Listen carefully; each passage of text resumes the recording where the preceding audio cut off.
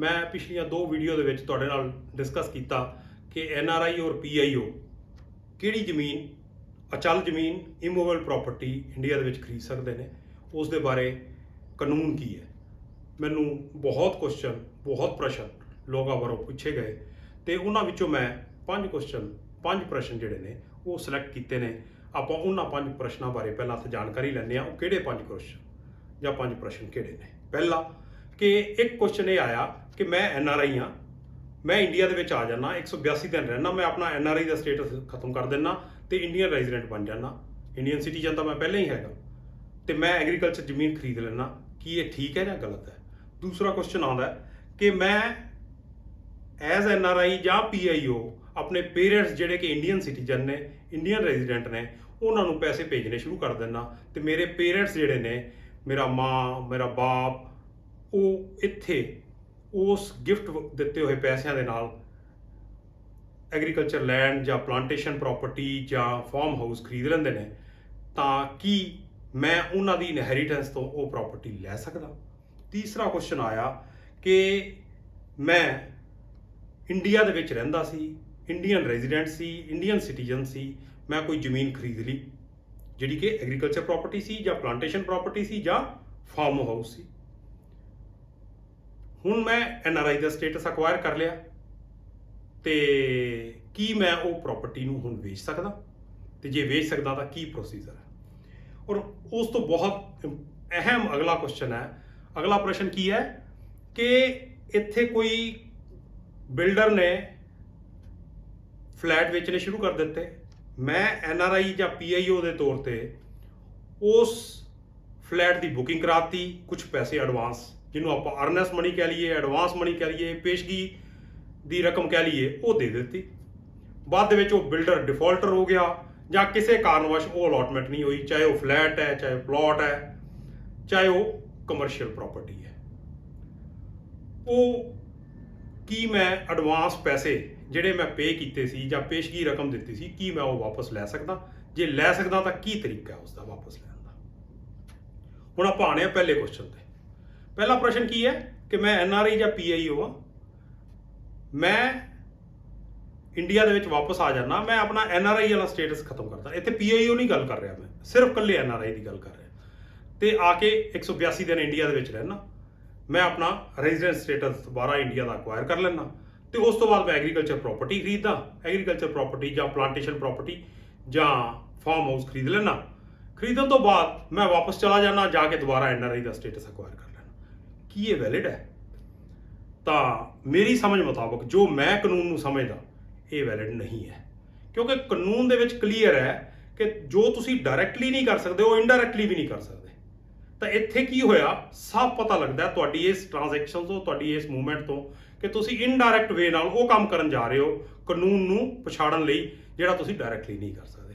ਤਾਂ ਮੇਰੀ ਸਮਝ ਮੁਤਾਬਕ ਤੁਸੀਂ ਇਹ ਕਾਰਵਾਈ ਕਰਕੇ ਕੋਈ ਵੀ ਐਗਰੀਕਲਚਰ ਲੈਂਡ ਜਾਂ ਪਲਾਂਟੇਸ਼ਨ ਪ੍ਰਾਪਰਟੀ ਜਾਂ ਫਾਰਮ ਹਾਊਸ ਇਸ ਤਰੀਕੇ ਨਾਲ ਜੇ ਖਰੀਦੋਗੇ ਤਾਂ ਉਹ ਕਾਨੂੰਨ ਦੀ ਉਲੰਘਣਾ ਹੋਏਗੀ। ਹੁਣ ਦੂਸਰੇ ਕੁਐਸਚਨ ਤੇ ਆਪਾਂ ਗੱਲ ਕਰਦੇ ਹਾਂ ਕਿ ਤੁਸੀਂ ਗਿਫਟ ਜਿਹੜਾ ਆਪਣੇ ਪੇਰੈਂਟਸ ਨੂੰ ਇੰਡੀਆ ਦੇ ਵਿੱਚ ਦੇ ਦਿੱਤਾ, ਤੁਹਾਡੇ ਪੇਰੈਂਟਸ ਨੇ ਉਹ ਪ੍ਰਾਪਰਟੀ, ਐਗਰੀਕਲਚਰ ਪ੍ਰਾਪਰਟੀ ਜਿਹੜੀ ਕਿ ਤੁਸੀਂ ਨਹੀਂ ਖਰੀਦ ਸਕਦੇ ਡਾਇਰੈਕਟ, ਐਗਰੀਕਲਚਰ ਪ੍ਰਾਪਰਟੀ ਜਾਂ ਪਲਾਂਟੇਸ਼ਨ ਪ੍ਰਾਪਰਟੀ ਜਾਂ ਫਾਰਮ ਹਾਊਸ ਖਰੀਦ ਲਿਆ, ਉਹਨਾਂ ਦੀ ਡੈਥ ਤੋਂ ਬਾਅਦ ਕੀ ਤੁਸੀਂ ਇਨਹੈਰਿਟ ਕਰ ਸਕਦੇ ਹੋ? ਤਾਂ ਫਿਰ ਮੇਰਾ ਆਨਸਰ ਇਹ ਹੈ, ਮੇਰਾ ਉੱਤਰ ਇਹ ਹੈ ਕਿ ਨਹੀਂ, ਕਿਉਂਕਿ ਇੱਥੇ ਵੀ ਪੁਆਇੰਟ ਕੀ ਹੈ, ਪੁਆਇੰਟ ਕਾਨੂੰਨ ਦੇ ਵਿੱਚ ਇਹ ਲਿਖਿਆ ਹੋਇਆ ਹੈ ਕਿ ਜੇ ਉਹਨਾਂ ਦੀ ਐਕੁਜੀਸ਼ਨ, ਜਿਹੜੇ ਬੰਦੇ ਤੋਂ ਪ੍ਰਾਪਰਟੀ ਤੁਸੀਂ ਲੈ ਰਹੇ ਹੋ, ਉਸ ਦੀ ਐਕੁਜੀਸ਼ਨ ਕਾਨੂੰਨ ਅਨੁਸਾਰ ਨਹੀਂ ਹੈ ਤਾਂ ਤੁਸੀਂ ਇੰਟਾਈਟਲ ਨਹੀਂ ਹੋ। ਤੇ ਇੱਥੇ ਕੀ ਹੋਇਆ, ਜਿਹੜੀ ਗਿਫਟ ਤੁਸੀਂ ਭੇਜਿਆ ਔਰ ਉਸ ਦੀ ਪ੍ਰਾਪਰਟੀ ਖਰੀਦੀ ਗਈ, ਜਿਹੜੀ ਕਿ ਪ੍ਰਾਪਰਟੀ ਤੁਸੀਂ ਨਹੀਂ ਖਰੀਦ ਸਕਦੇ ਸੀ। ਅਗੇਨ ਉਹੀ ਗੱਲ ਆ ਗਈ ਕਿ ਇਨਡਾਇਰੈਕਟ ਵੇ ਨਾਲ ਤੁਸੀਂ ਕੁਝ ਕਰਨ ਜਾ ਰਹੇ ਹੋ ਜਿਹੜਾ ਕਿ ਤੁਸੀਂ ਡਾਇਰੈਕਟਲੀ ਨਹੀਂ ਕਰ ਸਕਦੇ, ਤੇ ਇਹ ਵੀ ਕਾਨੂੰਨ ਦੀ ਉਲੰਘਣਾ ਹੈ। ਔਰ ਇਸ ਤਰ੍ਹਾਂ ਦੀ ਖਰੀਦੀ ਹੋਈ ਪ੍ਰਾਪਰਟੀ ਜੇ ਤੁਸੀਂ ਕੱਲ ਨੂੰ ਇਨਹੈਰਿਟ ਕਰੋਗੇ ਤਾਂ ਕਾਨੂੰਨ ਦੇ ਜਾਲ ਵਿੱਚ ਫਸ ਜਾਓਗੇ।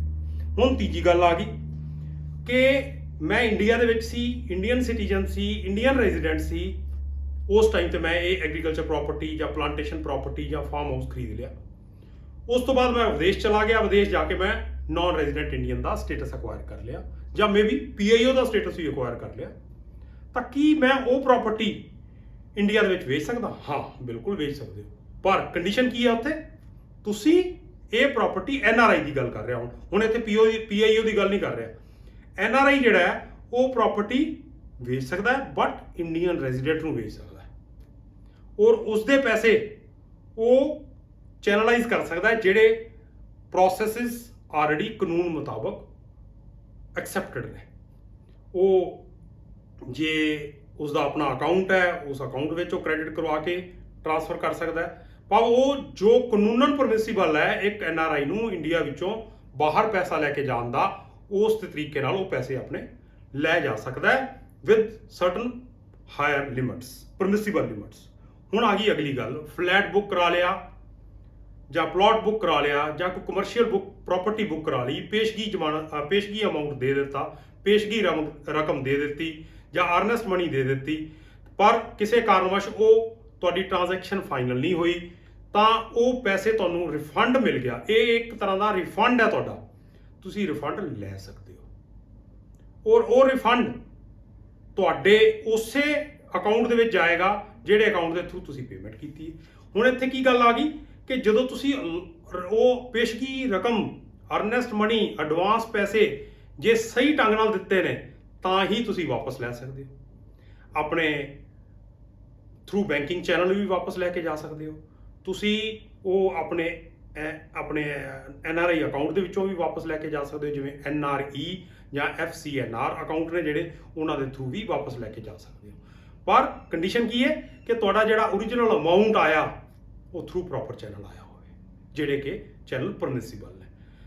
ਸੋ ਅਗਲੀ ਵੀਡੀਓ ਦੇ ਵਿੱਚ ਫਰਦਰ ਮੈਂ ਤੁਹਾਡੇ ਨਾਲ ਡਿਸਕਸ ਕਰਾਂਗਾ ਕਿ ਟੈਕਸ ਲਾਇਬਿਲਿਟੀਜ਼ ਕੀ ਨੇ, ਔਰ ਜਿਹੜੇ ਪੈਸੇ ਆ ਗਏ ਉਹ ਪੈਸੇ ਕਿਵੇਂ ਵਾਪਸ ਲੈ ਕੇ ਜਾਏ ਜਾ ਸਕਦੇ ਨੇ, ਔਰ ਉਹਨਾਂ ਦੇ ਉੱਪਰ ਕਿੰਨੀ ਲਿਮਿਟ ਹੈ। ਧੰਨਵਾਦ, thank you, God bless you.